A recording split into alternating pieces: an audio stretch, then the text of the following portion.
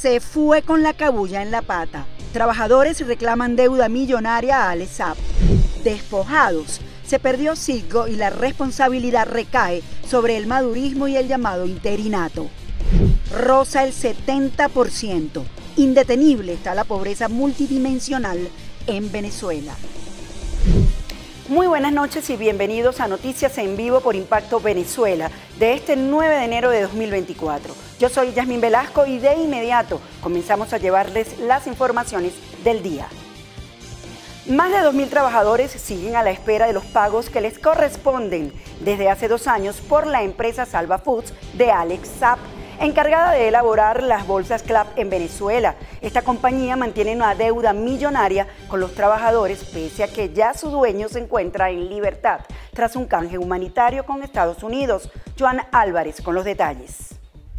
Un año después de haber sido detenido Alex Saab, una de las sedes de sus tantas empresas en Venezuela cerró sus puertas dejando sin trabajo a más de 2.300 trabajadores, que hasta el momento les adeudan sus respectivas liquidaciones. La empresa Salva Foods, con sede en La Guaira, encargada de empaquetar las bolsas CLAP, quiso arreglar con apenas $120 por año a cada trabajador, algo que fue recibido como una burla puesto que el gobierno de Nicolás Maduro destinó millones de dólares para la defensa de Saab previo a su liberación. ¿Y dónde está la plata que nosotros como trabajadores de Salva Foods le generamos a la empresa, que son miles de millones de dólares? ¿Dónde está esa plata? Se están burlando de nosotros. Él es el dueño de la empresa, sin duda, eso lo sabe todo el mundo. Él dejó encargado a unas personas, al señor Liscano, el hermano, y bueno, no han querido pagarnos, pues. 3 años y un mes que tengo que salimos de la empresa. Bueno, demandamos y entonces muchos pagamos con peso y todavía no han pagado lo que nos corresponde, pues. Los trabajadores afirman sentirse desilusionados y hacen un llamado al cuestionado empresario ya en libertad para que asuma la deuda que mantiene en ascuas a los trabajadores, que decidieron unirse a la masiva jornada de protesta este martes en todo el país, al cumplirse casi 2 años sin ajuste salarial.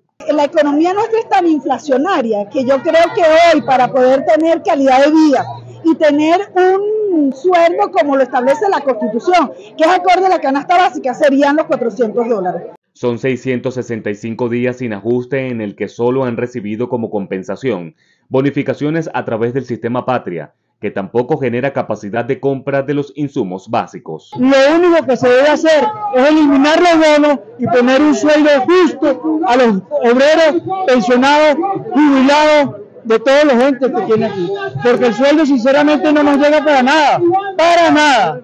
Protestas que se generan en el marco de la aprobación del presupuesto de la Nación, donde el gobierno de Nicolás Maduro aprobó apenas un 10% para ajuste de sueldos y salarios durante el 2024, algo que genera muy pocas expectativas de mejora sustancial en los ingresos de los trabajadores de la administración pública, pese a tratarse de un año electoral. Desde Caracas, Joan Álvarez, Somos Impacto Venezuela.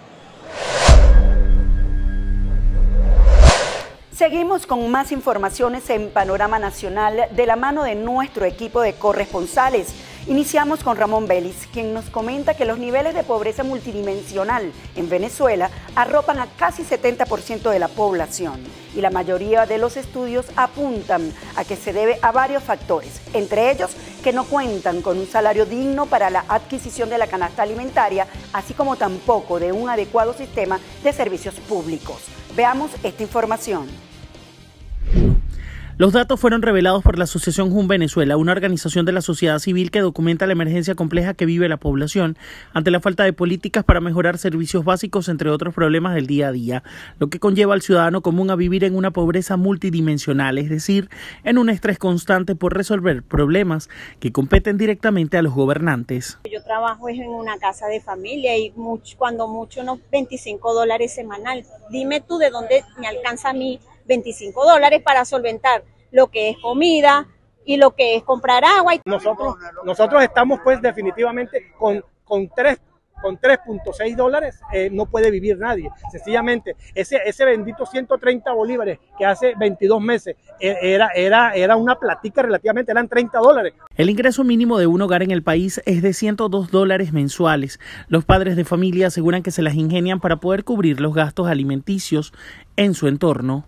El presupuesto no alcanza. ¿Qué hacemos con que haya comida en todos los markets, que haya carne, si el presupuesto no...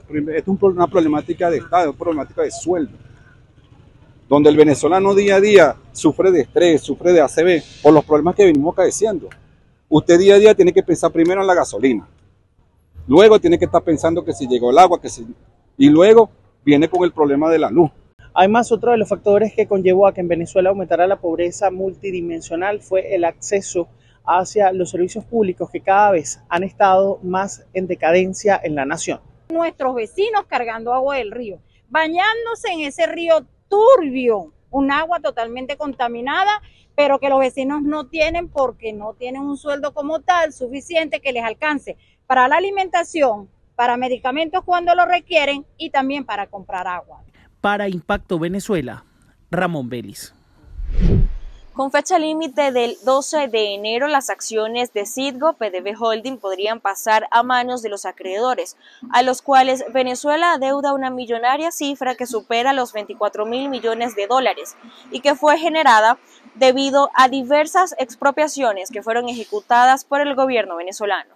En marzo de 2023, la Corte de Delaware emitió una sentencia en la que también señalan que funcionarios del denominado gobierno interino encabezado por Juan Guaidó habrían hecho uso de los recursos de Citgo para fines personales, lo que al parecer aceleró el proceso de embargo de la compañía. Este gobierno interino recibe una cantidad de recursos importantes y en vez de utilizar esos recursos para la libertad de Venezuela y también para ayudar a los millones de inmigrantes que están fuera del país, pues hizo exactamente lo mismo que hace el régimen. Agarraron el dinero, lo despilfarraron, lo desaparecieron, no hubo una contraloría adecuada ni exacta, y hasta el sol de hoy, pues el dinero que dieron las naciones, que se utilizó y que debe haberse utilizado para liberar a la nación, al país, pues fue a parar a los bolsillos de algunos elementos dentro del gobierno interino. La decisión de la Corte Suprema estadounidense de aprobar la participación de acreedores venezolanos en la subasta de acciones de esta compañía petrolera fue calificada por el gobierno venezolano como un vulgar despojo. Básicamente, al no haber ningún tipo de contraloría, todo queda a manos de quien pueda hacerse una investigación y de que ellos puedan permitir acceder a los números, porque eso es algo que ellos han mantenido completamente oculto. Ahora, lo que sí está claro es que aunque la empresa haya venido mal, es una empresa que supuestamente en los últimos 2 años no generó pérdidas, sino que estuvo en punto de equilibrio. ¿Y eso qué quiere decir? Que el dinero que se pudo producir sirvió para pagar algunas deudas, pero también lo utilizaron y lo desviaron para otras cosas. Por ahora, Estados Unidos indica no haber ninguna diferencia administrativa entre lo que fue el manejo del gobierno interino y la administración chavista. Por su parte, el Ejecutivo venezolano asegura que con estas medidas en torno a Citgo se están violando los acuerdos previamente firmados en Barbados.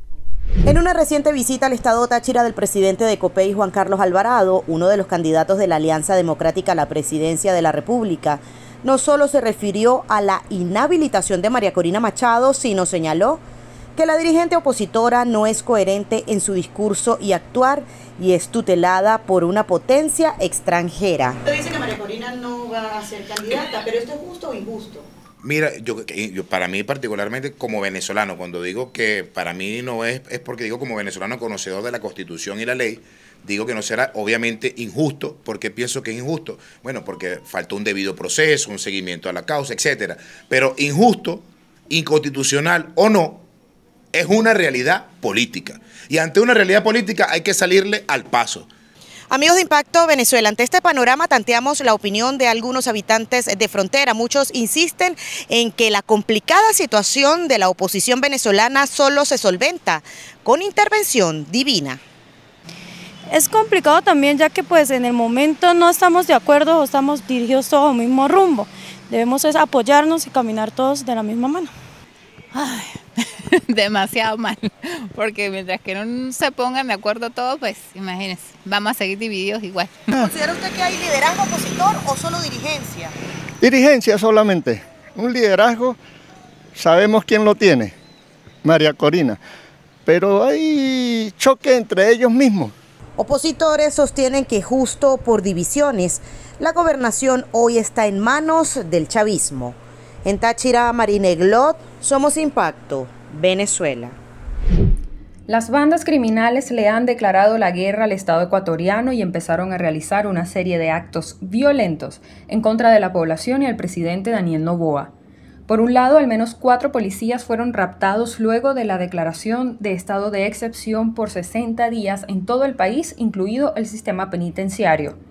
Esa decisión estuvo motivada por la fuga del jefe de la principal banda narcodelictiva que estaba recluido en una cárcel de Guayaquil. Las bandas criminales le han declarado la guerra al Estado ecuatoriano y empezaron a realizar una serie de actos violentos en contra de la población y el presidente Daniel Noboa.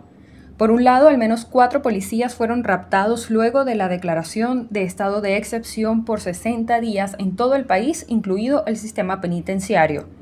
Esa decisión estuvo motivada por la fuga del jefe de la principal banda narcodelictiva que estaba recluido en una cárcel de Guayaquil. Este martes, la policía ecuatoriana informó que 3 agentes fueron secuestrados en la costera ciudad de Machala, mientras que un cuarto fue raptado en Quito por 3 individuos que manejaban un vehículo polarizado y sin placas. Además, en las provincias controladas por las mafias, ocurrieron varios ataques con artefactos explosivos cerca de estaciones policiales.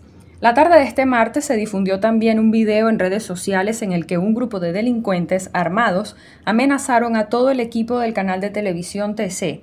En el audiovisual se observa cómo apuntan con las armas al presentador y a otros trabajadores. Más tarde, la policía logró detener a estos criminales. Porque siempre queremos conocer tu opinión, es que leemos los comentarios que nos dejas relacionados a la pregunta del día que publicamos en todas nuestras plataformas digitales. La de hoy es la siguiente. Expertos coinciden en que no existe voluntad real del gobierno de Nicolás Maduro para enrumbar la economía venezolana a puerto seguro. Y la única garantía para un crecimiento sería el levantamiento de todas las sanciones.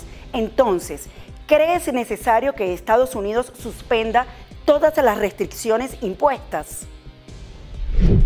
En nuestra página de Facebook, Ángel Alfredo Ortiz Rivas nos responde: no, porque ellos no pretenden dejar el poder, no hay voluntad por parte del gobierno. Mientras que en el Instagram de @ImpactoB, Herminia Díaz nos dice lo siguiente: no creo que la liberación de sanciones mejoren al pueblo, creo que quieren más para llevar. Nos vamos al perfil de Impacto Venezuela en X, donde Consuelo Lucía Barrios nos comenta que sigan las sanciones con nombres y apellidos de quienes cometen crímenes de lesa humanidad en Venezuela. Echamos un vistazo también a las noticias de carácter internacional que destacan algunos portales en la web. Vamos a iniciar, como siempre, con la casa impactovenezuela.com, que titula de la siguiente manera: de 10 a 15 denuncias diarias por extorsión se reciben en la frontera entre México y Estados Unidos. De 10 a 15 denuncias diarias por extorsión se reciben en la frontera entre México y Estados Unidos. Al intentar llegar a los Estados Unidos a través de la frontera con México, los migrantes están en la mira de los criminales. A diario se denuncian entre 10 y 15 extorsiones. La migración en esta zona del país representa un negocio, una bolsa de dinero a la que grupos criminales acceden a través del secuestro, la extorsión y la trata de personas. A diferencia de otros grupos poblacionales, los venezolanos migran en familia y esto podría resultar más atractivo para los delincuentes. Por las nubes el precio del combustible en Cuba. Gobierno incrementó más de 500% a partir del 1 de febrero. El valor del litro de gasolina regular pasará de 25 pesos cubanos, 0,20 centavos de dólar, a 132, es decir, $1,10, mientras que el precio de la gasolina especial subirá de 30, 0,25 centavos de dólar, a 156 pesos cubanos, lo que es igual a $1,30. Las autoridades también dispusieron que los turistas extranjeros comenzaran a pagar el combustible en divisas. El Parlamento de Corea del Sur prohíbe el comercio de la carne de perro. Con 208 votos a favor y ninguno en contra, entrará en vigor la nueva ley luego que reciba la aprobación final del presidente surcoreano Yoon Suk-yeol. La cría y la matanza de perros, así como la venta de su carne para el consumo, estará castigado con hasta 3 años de cárcel o multas de 30 millones de wones, el equivalente a $23.000.